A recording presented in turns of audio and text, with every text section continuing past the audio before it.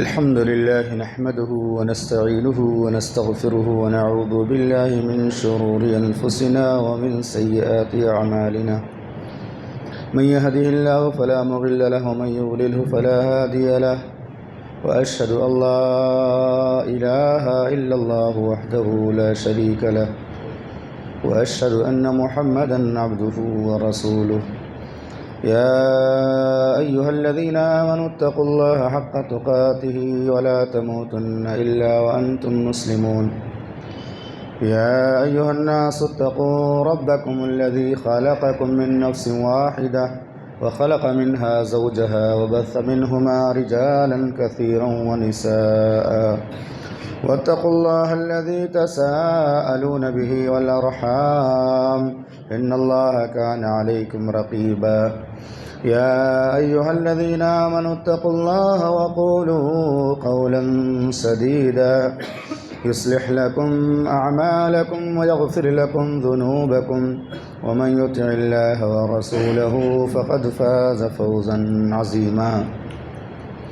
أما بعد، فإن خير الحديث كتاب الله، وخير الهدي هدي محمد صلى الله عليه وسلم، وشر الأمور محدثاتها، وكل محدثة بدعة، وكل بدعة ضلالة، وكل ضلالة في النار. فقد قال الله تبارك وتعالى في كتابه المجيد والفرقان الحميد: أعوذ بالله من الشيطان الرجيم، بسم الله الرحمن الرحيم. والذين يقولون ربنا هب لنا من أزواجنا وذرياتنا قرة أعين واجعلنا للمتقين إماما. وقال تعالى في موضع آخر: ألا بذكر الله تطمئن القلوب. رب اشرح لي صدري ويسر لي أمري واحلل عقدة من لساني يفقهوا قولي. رب زدني علما. سبحانك لا علم لنا إلا ما علمتنا إنك أنت العليم الحكيم. اللهم آت نفسي تقواها وزكها أنت خير من زكاها، أنت وليها ومولاها. إن أريد إلا الإصلاح ما استطعت وما توفيقي إلا بالله. معزز و محترم حاضرین جمعہ، دینی اور اسلامی بھائیوں، آج کے خطبہ جمعہ کے لیے سورہ فرقان کی ایک آیت کریمہ کی تلاوت کی گئی ہے اور ایک دوسری آیت بھی پڑھی گئی ہے. انشاءاللہ آج کے خطبہ جمعہ میں اللہ کی مدد اور اس کی توفیق سے سکون قلب سے متعلق، دل کے سکون سے متعلق چند باتیں پیش کی جائیں گی کہ دل کا سکون کیسے حاصل کریں، دل کو سکون کیسے ملے گا، کیونکہ آج ہر انسان دل کے سکون کی تلاش میں ہے، ہر انسان مضطرب و پریشان نظر آتا ہے. اگر دل کو سکون حاصل نہ ہو تو انسان نہ اللہ کی عبادت صحیح معنوں میں کر سکتا ہے، نہ دنیاوی ذمہ داریوں کو ادا کر سکتا ہے، نہ روزی روٹی صحیح سے کما سکتا ہے.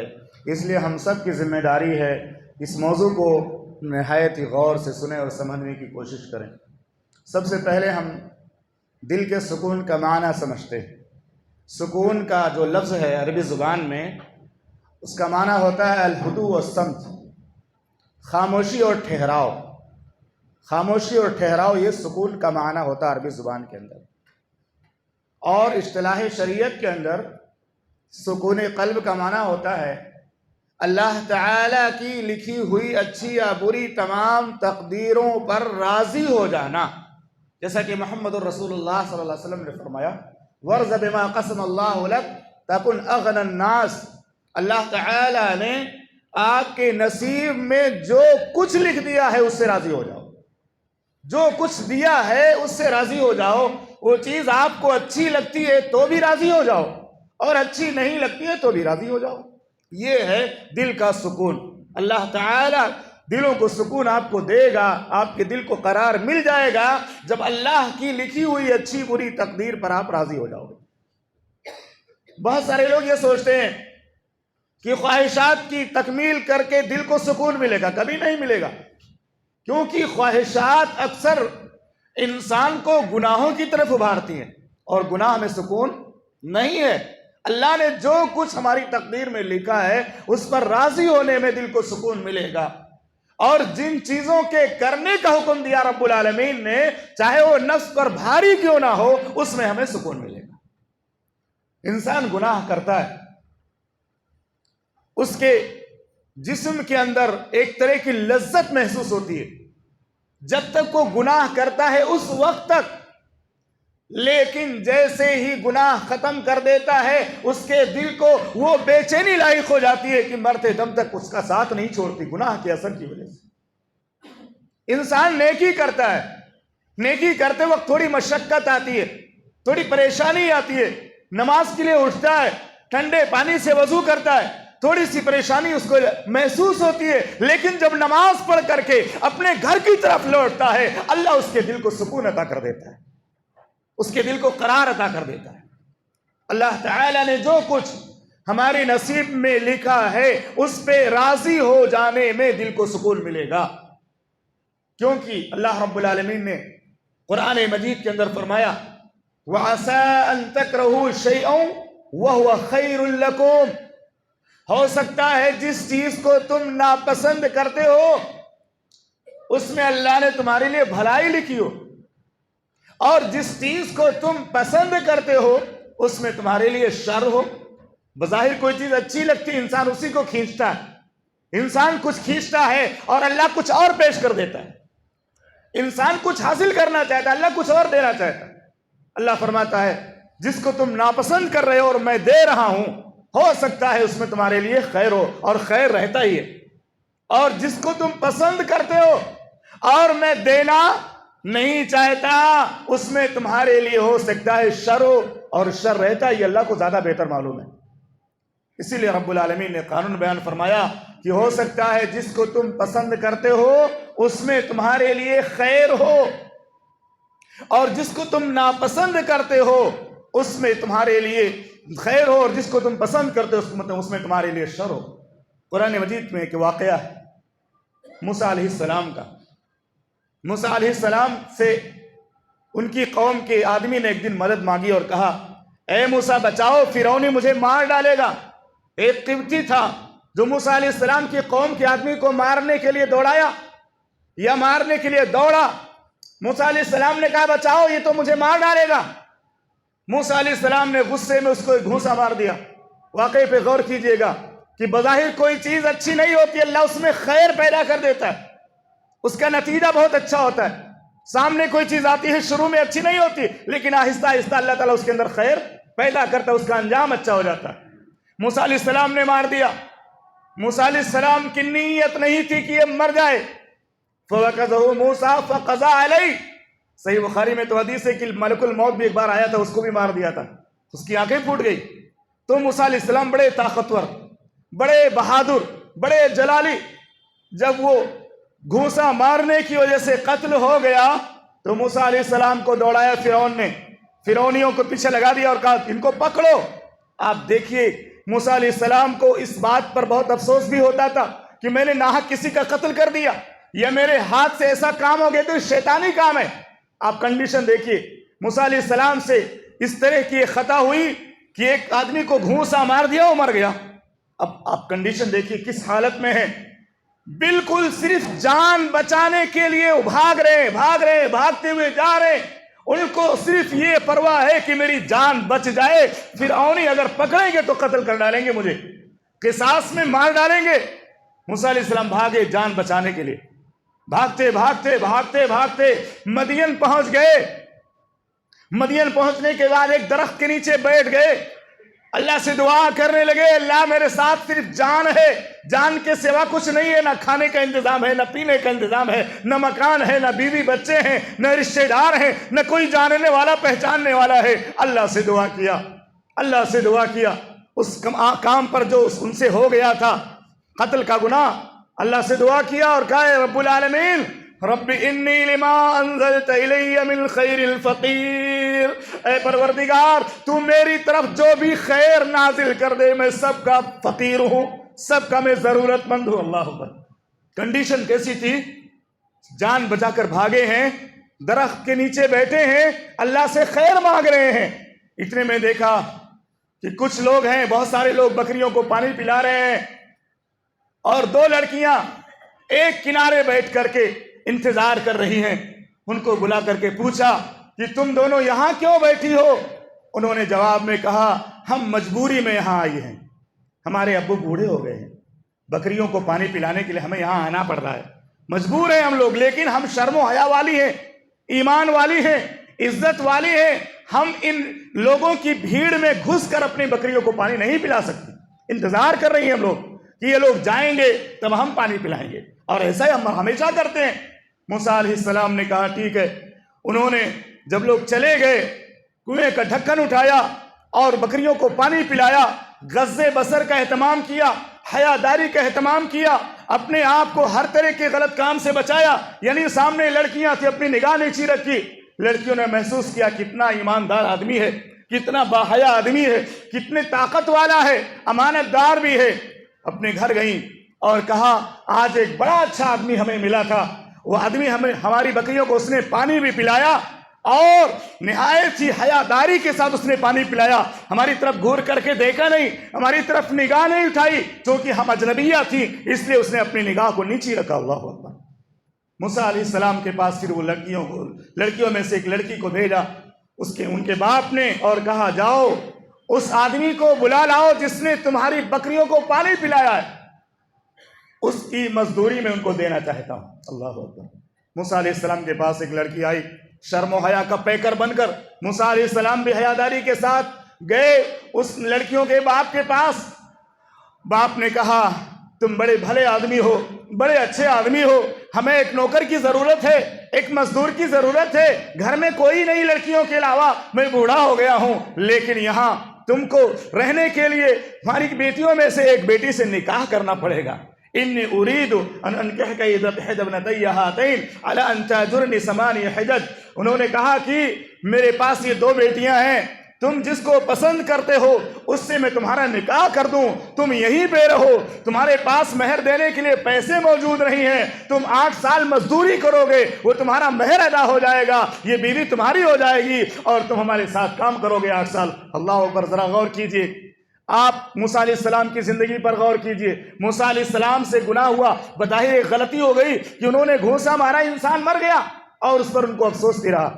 کہا کرتے تھے میں نے نادانی میں کام کیا، جان بوجھ کر میں نے کام نہیں کیا، لیکن جب وہ بھاگے تھے کس کنڈیشن میں تھے، لیکن بھاگنے کے بعد جب وہاں پہنچے مدین اور وہاں ان کا جب نکاح ہو گیا تو کس کنڈیشن میں اللہ نے پہنچا دیا، بیوی بھی مل گئی، نوکری بھی مل گئی، اللہ نے امن و امان کا گھر بھی دے دیا، رزق کا بھی انتظام کر دیا، لیکن نکلے تھے کس حال میں، کتنی پریشانی کے حال میں۔ اس لیے میرے بھائیو کبھی اللہ کی رحمت سے نا امید نہیں ہونا چاہیے۔ اللہ کب اپنی جو ہے رحمتوں کا نزول فرمائے، کب آپ کی مدد کرے، کئی کسی کو پتا نہیں ہے، اس لیے کبھی مایوس نہیں ہونا چاہیے، اللہ سے دعا کرتے رہنا چاہیے، اپنی پریشانیوں کا تذکرہ اللہ کے سامنے کرتے رہنا چاہیے، جیسے کہ موسیٰ علیہ السلام نے ذکر کیا تھا رب انی لما انزلت الی من خیر فقیر، اے پروردگار میں تیرا رسول اور پیغمبر ہوں، لیکن اس وقت ہر خیر کا محتاج ہوں، میں ہر خیر کا محتاج ہوں، میرے پاس کچھ بھی نہیں۔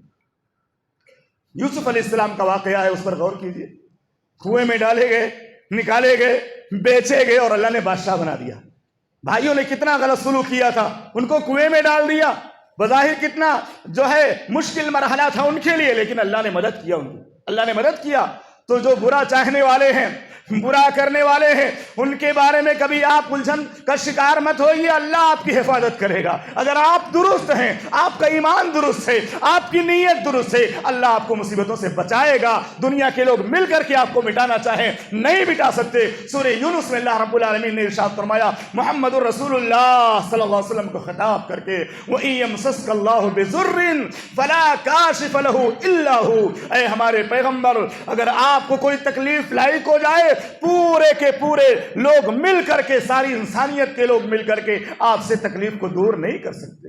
وَإِن يَمْسَسْكَ اللَّهُ بِضُرٍّ فَلَا كَاشِفَ لَهُ إِلَّا هُوَ۔ کاش اللہ رب العالمین ہمیں اس آیت پر یقین کرنے کی توفیق عطا فرمائے، ہمیں یقین کامل ہو جائے کہ جب تک اللہ نقصان نہ پہنچانا چاہے پوری دنیا کے لوگ نقصان ہم کو نہیں پہنچا سکتے، جب تک اللہ فائدہ نہ ہم کو دینا چاہے پوری دنیا کے لوگ مل کر فائدہ ہم کو نہیں پہنچا سکتے۔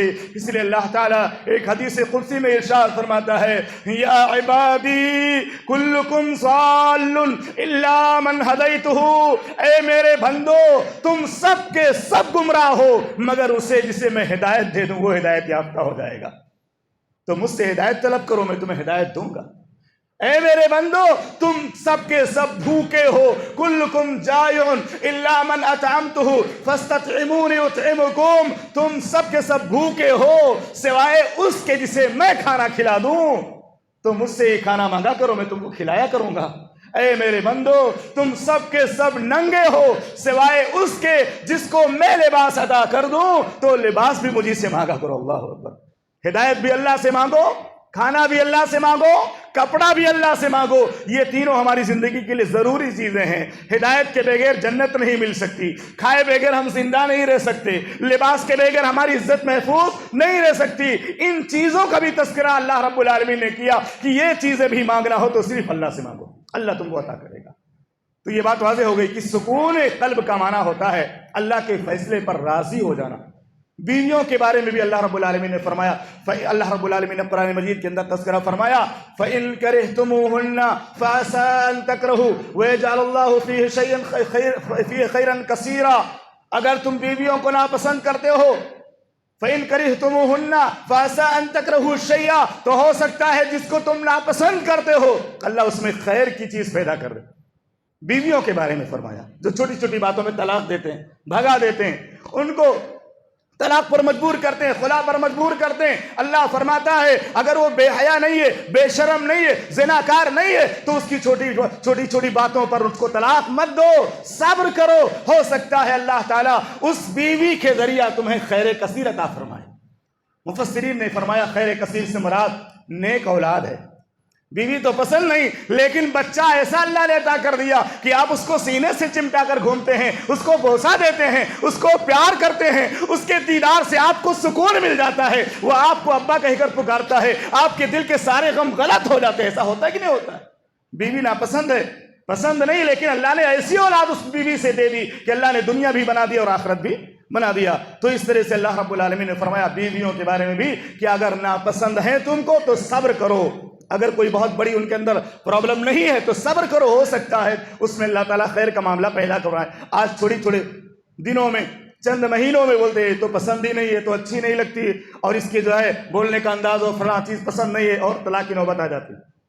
دنیا میں کوئی انسان مکمل نہیں ہے، کوئی بھی انسان مکمل نہیں ہے۔ دین اور اخلاق اگر اچھا ہے تو ہمیں صبر کرنا چاہیے۔ اسی طرح سے دوسری بات یہ کہ سکون دینے والا کون ہے؟ سکون عطا کرنے والا اگر کوئی ہے پوری کائنات میں تو صرف رب العالمین ہے، کیونکہ سکون اللہ ہی عطا کرتا ہے۔ اللہ رب العالمین نے کے بارے میں محمد رسول اللہ صلی اللہ علیہ وسلم نے فرمایا، ان قلوب بنی آدم بین اصبعین من اصابع الرحمن، ابن آدم کے دل، تمام انسانوں کے دل اللہ کی دو انگلیوں کے درمیان ہے، اللہ جیسا چاہتا ہے گھماتا رہتا ہے۔ تو دل کو سکون اگر ملنے والا ہے تو رب العالمین کی طرف سے ملنے والا ہے، اللہ کے سوا کوئی دل کو سکون نہیں دے سکتا۔ اس لیے اپنے دکھڑے زیادہ لوگوں کے سامنے بیان نہ کرو، اللہ کے سامنے بیان کرو، اللہ آپ کی پریشانیوں کو دور کرے گا، آپ کے دل کو سکون عطا فرمائے گا۔ تیسری چیز یہ ہے سکون کی جگہ کون سی جگہ ہے؟ ہمارے جسم کے اندر سکون کا جو مرکز ہے وہ دل ہے۔ اللہ کے نبی صلی اللہ علیہ وسلم نے فرمایا، الا وان فی الجسد مضغہ اذا صلحت صلح الجسد کلہ، آگاہ ہو جاؤ تمہارے جسم کے اندر گوشت کا ایک لوتھڑا ہے، چھوٹا سا ٹکڑا ہے، جب تک وہ صحیح ہوتا ہے پورا جسم صحیح ہوتا ہے، اور جب وہ بگڑ جاتا ہے تو پورا جسم بگڑ جاتا ہے۔ تو سکون کی جگہ دل ہے۔ آدمی کا دل اگر ٹھیک ٹھاک ہو انسان کو سکون مل جاتا ہے، اور دل اگر خراب ہو جائے، دل گندا ہو جائے، دل گناہوں سے کالا ہو جائے تو آدمی کا سکون ختم ہو جاتا ہے۔ اس لیے محمد رسول اللہ صلی اللہ علیہ وسلم نے فرمایا، جب بھی کوئی انسان یا کوئی بندہ گناہ کرتا ہے تو اس کے دل پہ سیاہ نقطہ پڑ جاتا ہے، اور جیسے جیسے گناہ زیادہ کرتا چلا جاتا ہے وہ سیاہی بڑھتی چلی جاتی ہے، یہاں تک کہ اس کے پورے دل پہ سیاہی چھا جاتی ہے اور وہ ہمیشہ مضطرب رہتا ہے۔ گنہگار کو سکون کبھی نہیں ملتا، کتنا بھی وہ عیش و آرام والا مکان بنا لے، کتنی بھی عالیشان گاڑیوں میں چلے، لیکن گنہگار کو دنیا میں سکون ملتا ہے؟ نہیں ملتا ہے۔ جب تک اللہ سے آپ کا تعلق نہیں ہوگا، اللہ کی عبادت نہیں کرو گے، گناہوں سے توبہ نہیں کرو گے، آپ کے دل کو سکون ملنے والا نہیں ہے۔ چوتھی چیز، سکون کا وقت کون سا ہے؟ سکون کا اصلی وقت رات ہے۔ جعل اللیل سکنا فارق الاصباح وجعل اللیل سکنا، اللہ تعالیٰ صبح کو پھاڑنے والا ہے رات کی تاریکی سے، اور رات کو سکون کا وقت اللہ نے بنایا۔ سکون کا وقت رات ہے۔ میں آپ کے سامنے اس کی 3 دلیلیں ذکر کروں گا، 3 باتیں اس سے متعلق پیش کروں گا، کیونکہ رات میں سکون کی بہترین چیز ہمیں ملتی ہے، وہ نیند ہے۔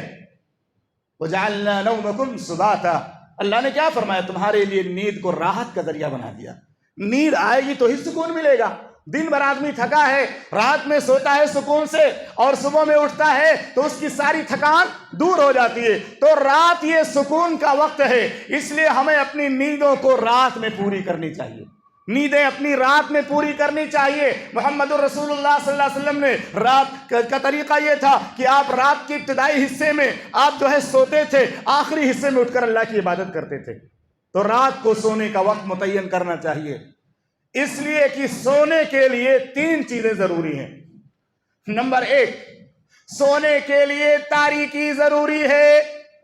بہت سارے لوگوں کو لائٹ میں نیند نہیں آتی، بہت زیادہ اجالا ہو تو نیند نہیں آتی، اس لیے آپ دیکھتے ہیں دن میں بھی بہت سارے لوگوں کو جب نیند آتی ہے تو کونا تلاش کرتے ہیں، اندھیرا تلاش کرتے ہیں، اندر کا روم تلاش کرتے ہیں، لائٹ بند کر دیتے ہیں۔ اور ایسا بھی دیکھا گیا ہے، چھوٹے بچے 3-4 سال کے اگر وہ گہری نیند میں سو رہے ہوں اور آپ پوری لائٹ چالو کر دو، تڑپ اٹھتے ہیں، لائٹ کس نے چالو کر دیا؟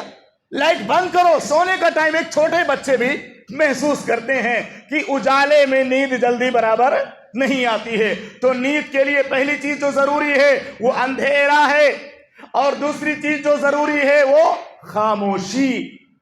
بہت زیادہ آواز آئے گی تو نیند آتی ہے۔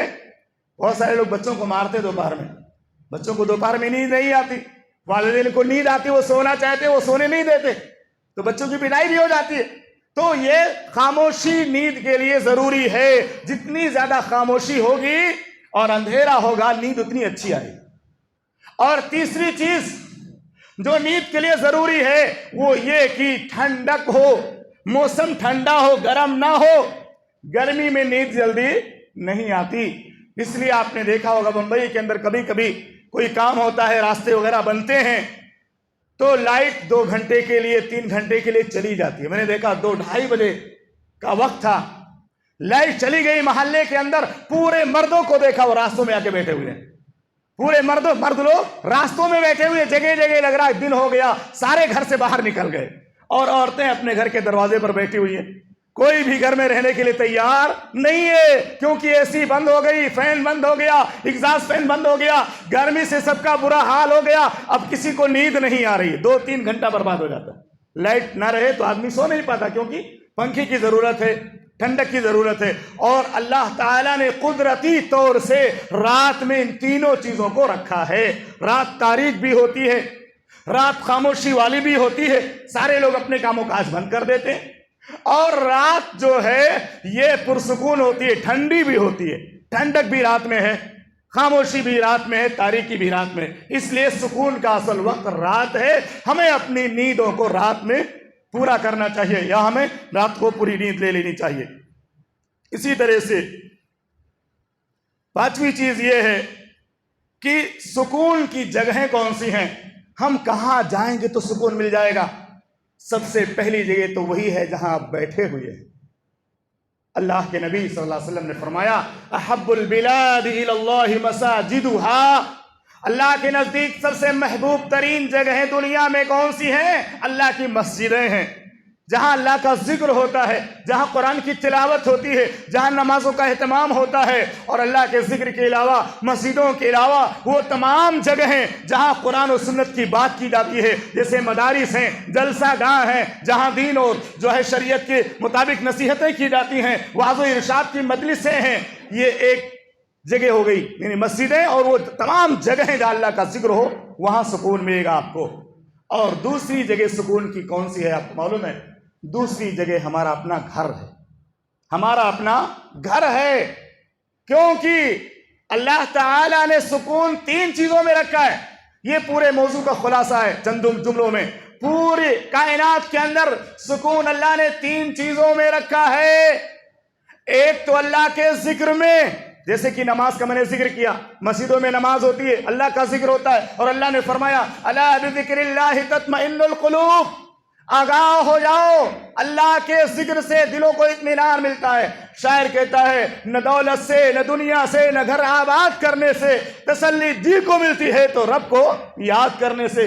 آپ کو نیند نہ آ رہی ہو، قرآن لے کر بیٹھ جاؤ، چند صفحات ہی پڑھو گے آپ کو نیند آ جائے گی۔ آتی ہے کہ نہیں آتی؟ قرآن پڑھنے لگو، اللہ کی طرف سے سکینت آئے گی، سکون ملے گا، آپ کو نیند آ جائے گی، ٹیبلٹ کھانے کی ضرورت نہیں ہے۔ تو اللہ کے ذکر میں سکون ہے، نمبر 1۔ نمبر 2، نیک بیوی میں سکون ہے۔ بیوی اگر بد زبان ہو جائے، انسان وقت سے پہلے بوڑھا ہو جاتا ہے، وقت سے پہلے اس کی توانائی ختم ہو جاتی ہے، وقت سے پہلے وہ پاگل ہو جاتا ہے۔ اس لیے رب العالمین نے سورہ فرقان میں دعا سکھائی، اس میں بیوی کی آنکھوں کی ٹھنڈک قرار دیا۔ کیا فرمایا؟ ہمارے نیک بندے اللہ سے دعا مانگتے ہیں تو کیا کہتے ہیں؟ ربنا هب لنا من ازواجنا وذرياتنا قرة اعین واجعلنا للمتقین اماما۔ اے پروردگار، ہمیں ہماری بیویوں کے ذریعہ اور نیک اولاد کے ذریعہ آنکھوں کی ٹھنڈک عطا فرما۔ اللہ تعالی ہم سب کو گھر کا سکون عطا فرما دے۔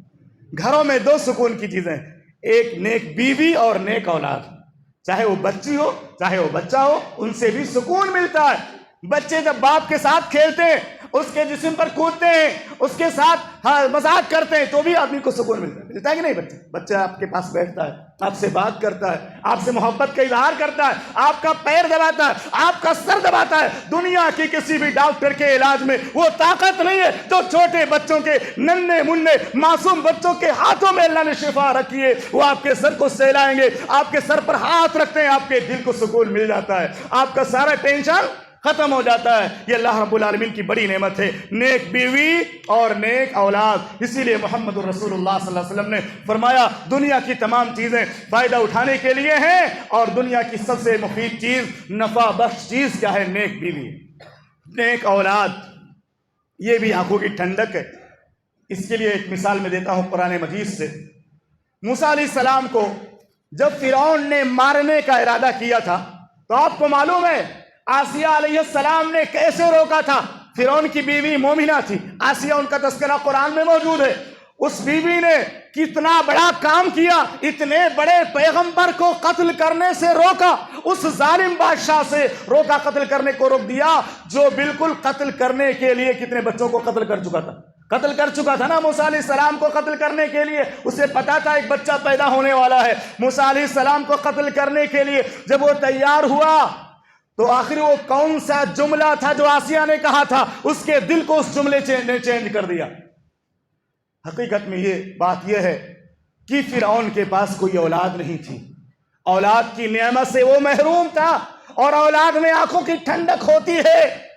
اس لیے فرعون کی بیوی نے کہا، فرعون سے یہ نہیں کہا یہ قتل نہ کرو، یہ بچہ ہے پتہ نہیں کس کا ہے، ایسا نہیں ویسا نہیں، ایسا کچھ نہیں کہا۔ کیا کہا؟ قرۃ عین لی ولک، اے فرعون یہ بچہ ہو سکتا ہے میری اور تیری آنکھوں کی ٹھنڈک بن جائے، اس لیے اسے قتل نہ کیجئے۔ قرۃ عین لی ولک قرآن کے الفاظ ہیں۔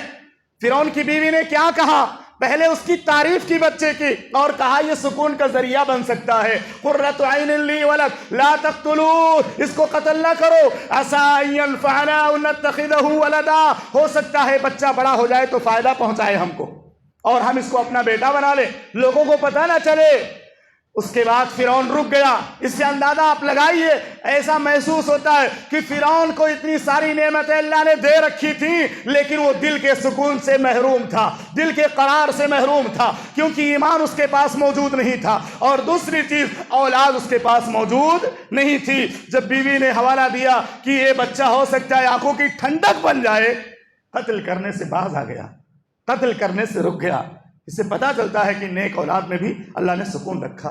بڑھاپے میں ہماری مدد کرتے ہیں، ہماری خدمت کرتے ہیں، ہمارا دوا علاج کراتے ہیں، ہمیں خرچ دیتے ہیں، ہماری دکھ درد میں ساتھ دیتے ہیں، ہاتھ بٹاتے ہیں۔ یہ نیک اولاد کی پہچان ہے۔ ساری اولاد کی بات نہیں کرتا، نیک اولاد، جو نیک اولاد ہوتی ہے وہ اپنے ابا کی پریشانی کو دیکھ کر کے پریشان ہو جاتی ہے اور ان کو تکلیف میں دیکھنا پسند نہیں کرتی۔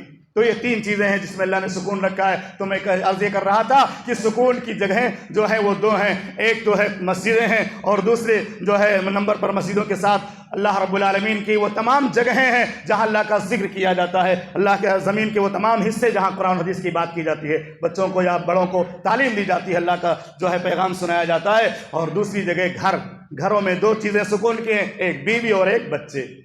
اگر یہی دو چیزیں بگڑ جائیں، بیوی ناشکری مل جائے، بچے نافرماں مل جائے اور آدمی بے نمازی ہو، اسے دنیا میں کوئی سکون دے سکتا ہے؟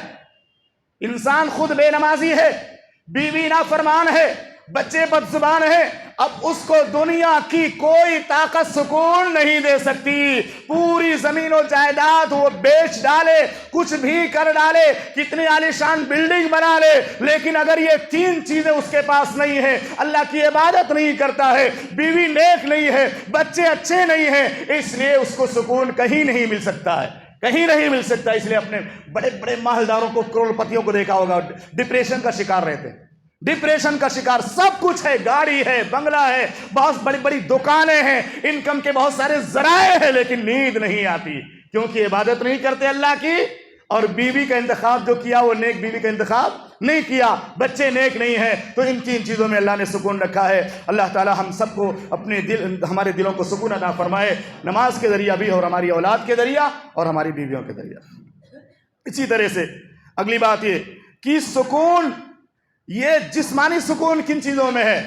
ذہنی سکون تو میں نے بتایا اللہ کے ذکر میں، اللہ رب العالمین کی عبادت میں، قرآن کی تلاوت میں، بیوی بچوں میں ذہنی سکون ہے۔ لیکن جسمانی سکون سے متعلق بھی ایک بات میں آپ کے سامنے ذکر کروں۔ جسمانی سکون دو چیزوں میں ہے، ایک یہ کہ ہمارا گھر موسم کے حساب سے ہو، گرمی میں اس میں ٹھنڈک کا احساس ہو، گھر ایسا ہو کہ گرمی میں ٹھنڈک کا احساس ہو اور ٹھنڈی میں گرمی کا احساس ہو، آپ بیمار نہیں ہوگے، تندرست رہو گے اور آپ کے جسم کو سکون ملے گا، اور جسم کے کو سکون ملے گا تو بیمار نہیں ہوگے۔ تو جسمانی سکون کے لیے ان دو چیزوں کا اہتمام کرنا چاہیے، ایسا گھر بنانا چاہیے جو گرمی میں ٹھنڈک پہنچائے اور ٹھنڈک میں گرم ہو، تاکہ ہمیں تکلیف نہ ہو، بچوں کو بیماری نہ ہو۔ اور اسی طرح لباس بھی ایسا ہونا چاہیے جو ٹھنڈی کے موسم میں ہمارے جسم کو گرمی پہنچائے اور گرمی کے موسم میں ٹھنڈک ہو، کاٹن کا کپڑا ہو۔ اس طرح سے بچوں کو عادی بنانا چاہیے کہ ایسا لباس وہ پہنے تاکہ وہ بیمار نہ ہو۔ اسی طرح سے سکون اگر ہمیں حاصل کرنا ہے تو ہمیں دو دعائیں خاص طور سے اپنی دعاؤں میں شامل رکھنی چاہیے۔ پہلی دعا کیا ہے؟ رب اجعلنی مقیم الصلاۃ ومن ذریتی ربنا وتقبل دعا۔ اے پروردگار تو مجھے اور میری ذریت کو نماز قائم کرنے والا بنا اور میری دعا کو قبول فرما۔ ایک یہ دعا یاد کریے، یہ کر لیجئے، اس کو برابر پڑھتے رہیے۔ اور دوسری دعا ہے ربنا هب لنا من ازواجنا وذرياتنا قرة اعين واجعلنا للمتقين اماما۔ جیسے آپ ربنا آتنا فی الدنیا پڑھتے رہتے، یہ دعائیں بھی دونوں آپ شامل رکھیں اپنے دعاؤں میں۔ رب اجعلنی مقیم الصلاۃ ومن ذریتی ربنا وتقبل دعا۔ دوسری دعا ربنا هب لنا من ازواجنا وذرياتنا قرة اعين واجعلنا للمتقين اماما۔ اب آخری بات یہ کہ جو لوگ اس دنیا کے اندر سکون سے محروم ہیں، ان کو سکون میسر نہیں ہے، ان کو سکون ملتا نہیں ہے، وہ کیوں بے سکون ہیں، اس کا سبب بیان کر کے میں اپنی بات مکمل کرتا ہوں۔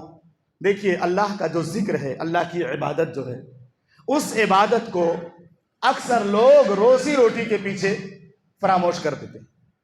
روزی روٹی میں اتنے بزی ہو جائیں گے کہ نماز ہی نہیں پڑھیں گے، بولیں گے تمام کاموں کے لیے وقت ہے لیکن نماز کے لیے وقت نہیں ہے، جبکہ اللہ فرماتا ہے پہلے عبادت کرو اس کے بعد نماز پڑھو۔ صبح صبح اللہ نے فجر کی نماز فرض کی ہے، فجر کی نماز اگر پڑھو گے تو سکون مل جائے گا آپ کو، اس کے بعد اللہ کی عبادت کر کے نکل جاؤ، اللہ آپ کو روزی بھی عطا فرمائے گا۔ اس لیے رب العالمین نے سورۃ الجمعہ میں ارشاد فرمایا فَإِذَا قُضِيَتِ الصَّلَاةُ فَانتَشِرُوا فِي الْأَرْضِ وَابْتَغُوا مِن فَضْلِ اللَّهِ وَاذْكُرُوا اللَّهَ كَثِيرًا لَعَلَّكُمْ تُفْلِحُونَ۔ اللہ نے فرمایا نماز جمعہ ادا کر لی جائے تو زمین میں پھیل جاؤ، یعنی پہلے نماز پڑھو اس کے بعد روزی تلاش کرو۔ آج لوگ روزی تلاش کرتے ہیں، نماز کو چھوڑ دیتے ہیں۔ کتنے لوگوں کی روٹین ہے کہ 5 وقتہ نمازوں کو جمع کر کے پڑھتے ہیں، عشاء میں 2-3 نمازیں جمع کر رہے ہیں، ظہر میں جو ہے عصر میں ظہر کی نماز جمع کر رہے ہیں، اور عشاء کے وقت مسلسل ایسا کر رہے ہیں، کئی نمازیں جمع کر کے پڑھتے ہیں۔ بہرحال اللہ تعالی ہمیں ایسے رزق کا ذریعہ عطا، ایسا ذریعہ عطا فرمائے کہ ہم ہر نماز کو پابندی کے ساتھ وقت پہ پڑھیں اور جماعت پہ پڑھیں، یہ بھی اللہ کی بڑی نعمت ہے۔ تو اللہ کا جو ذکر ہے اس کو لوگ دولت کے پیچھے فراموش کر دیتے، دولت حاصل کرنے میں اتنے بزی ہو جاتے کہ نماز ہی نہیں پڑھتے، اللہ کا ذکر نہیں کرتے۔ دوسرا جو سکون کا ذریعہ ہے بیوی، نیک بیوی کو بھی لوگ دولت کے پیچھے فراموش کر دیتے ہیں۔ کتنا بھی اچھا رشتہ کسی کو بتا دو، خوبصورت ہے، دیندار ہے، یہ نہیں پوچھیں گے خوبصورت کتنی ہے، دیندار کتنی ہے، اس کو بعد میں پوچھتے ہیں، پہلے پوچھتے ہیں پیسہ کتنا دینے والا ہے، جہیز کتنا ملے گا، جہیز کو ترجیح دی جاتی ہے، عورت کی دینداری کو ترجیح نہیں دی جاتی۔ اس کی وجہ سے ہمیں سکون نہیں ملتا۔ کتنے لوگوں کو آپ نے دیکھا ہوگا کہ دولت کے نشے میں، دولت کے چکر میں کیسی بدصورت عورت سے بھی نکاح کر لیتے ہیں، اور اسی طرح سے بدخلق عورتوں سے بھی نکاح کر لیتے ہیں۔ دولت والی ہے نا، پیسے والی ہے، رشتہ غریبوں کو کہاں مل رہا ہے؟ مالدار جو ہے، پیسے والا ہے، اس کی لڑکی کیسی کیریکٹر بھی صحیح نہ ہو، چاہے وہ طلاق ہو جائے چند مہینے میں، اسی کا انتخاب کریں گے جہاں 5 لاکھ 10 لاکھ ملنے والا ہو۔ تو دولت کے پیچھے نیک عورتوں کو ہم فراموش کریں گے تو سکون نہیں ملے گا۔ اسی طرح سے اولاد کو بھی لوگ دولت کے پیچھے فراموش کرتے ہیں تو اولاد کے سکون سے محروم ہو جاتے۔ کیسے؟ بچے جب 15 سال کے ہو جاتے ہیں، 16 سال کے ہو جاتے ہیں تو ان کو پڑھائی سے الگ کر کے، تعلیم سے الگ کر کے نوکری میں لگا دیتے ہیں۔ کیا کہتے ہیں؟ اب یہ 10ویں کر لیا، 12ویں کر لیا، اس کے بعد ہم 8 سال پڑھائیں گے تو 8 سال ہمیں دینا پڑے گا، فیس بھرنی پڑے گی۔ 12ویں کے بعد تعلیم بھاری ہوتی ہے، مہنگی تعلیم ہوتی ہے، تو 10ویں 12ویں کے بعد اگر ہم زیادہ پڑھائیں گے تو ہمیں مسلسل بچے پر خرچ کرنا پڑے گا، اور کمائی میں لگائیں گے تو چند مہینوں میں کچھ ہزار تو ہم کو بچوں کی طرف سے ملنے لگے گا، اور اس طرح بچے بگڑ جاتے ہیں۔ ان کی تربیت نہیں ہو پاتی، ان کا مستقبل نہیں بن پاتا، پوری زندگی مزدوری کرتے ان کی گزر جاتی ہے۔ اس لیے ہمیں اپنے بچوں کو دیندار بنانا چاہیے، ان کو تعلیم دینی چاہیے، ان کی اچھی تربیت کرنی چاہیے۔ رب العالمین سے دعا ہے کہ رب العالمین ہم تمام مسلمانوں کے دلوں کو حقیقی سکون عطا فرما، حقیقی چین اور قرار عطا فرما۔ یقیناً اگر ہم اس دنیا کے اندر سکون حاصل نہیں کر پائیں گے تو ہماری زندگی دنیا کی بھی برباد ہو جائے گی، آخرت میں بھی ہم کامیاب نہیں ہو پائیں گے، کیونکہ دل کا سکون اگر ہم کو ملے گا تو ہر ذمہ داری کو ہم صحیح طور سے ادا کر پائیں گے۔ دل کو سکون نہیں ملے گا تو ہم کوئی ذمہ داری صحیح طور سے ادا نہیں کر پائیں گے۔ رب العالمین ہم میں سے جو بیمار ہیں ان کو شفاء کاملہ اور عاجلہ عطا فرما، جو قرض کے بوجھ سے دبے ہوئے ہیں ان کی قرض کی ادائیگی کے اسباب مہیا فرما۔ اے رب العالمین ہمارے گھروں میں جو اختلافات ہیں اور جو بے سکونیاں ہیں، اے رب العالمین اس بے سکونی کو، اختلافات کو ختم کر دے، ہم سب کو مومن بن کر کے اور آپس میں ایک دوسرے سے محبت کرتے ہوئے زندگی گزارنے کی توفیق عطا فرما۔ رب العالمین ہماری تمام خطاؤں کو، ہمارے تمام گناہوں کو درگزر فرما، ہماری تمام چھوٹی بڑی نیکیوں کو قبول فرما۔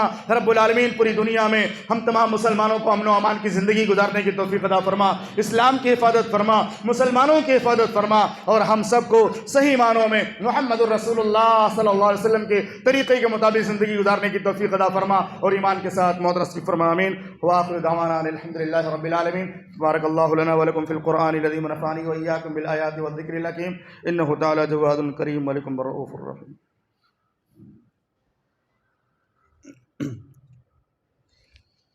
الحمد لله نحمده ونستعينه ونستغفره ونعوذ بالله من شرور أنفسنا ومن سيئات أعمالنا، من يهده الله فلا مضل له ومن يضلل فلا هادي له، وأشهد أن لا إله إلا الله وحده لا شريك له، وأشهد أن محمدا عبده ورسوله، أما بعد فإن خير الحديث كتاب الله وخير الهدي هدي محمد صلى الله عليه وسلم وشر الأمور محدثاتها وكل محدثة بدعة وكل بدعة ضلالة وكل ضلالة في النار. فقد قال الله تبارك وتعالى في كتابه المجيد والفرقان الحميد: أعوذ بالله من الشيطان الرجيم. بسم الله الرحمن الرحيم. إن الله وملائكته يصلون على النبي يا أيها الذين آمنوا صلوا عليه وسلموا تسليما. اللهم صل على محمد وعلى آل محمد كما صليت على إبراهيم وعلى آل إبراهيم إنك حميد مجيد. اللهم بارك على محمد وعلى آل محمد كما باركت على إبراهيم وعلى آل إبراهيم إنك حميد مجيد. اللهم انصر من نصر دين محمد صلى الله عليه وسلم واجعلنا منهم، واخذل من خذل دين محمد صلى الله عليه وسلم ولا تجعلنا منهم. عباد الله رحمكم الله، إن الله يأمر بالعدل والإحسان وإيتاء ذي القربى وينهى عن الفحشاء والمنكر والبغي يعظكم لعلكم تذكرون. اذكروا الله يذكركم وادعوه يستجب لكم، وذكر الله أكبر، الله يعلم ما تصنعون.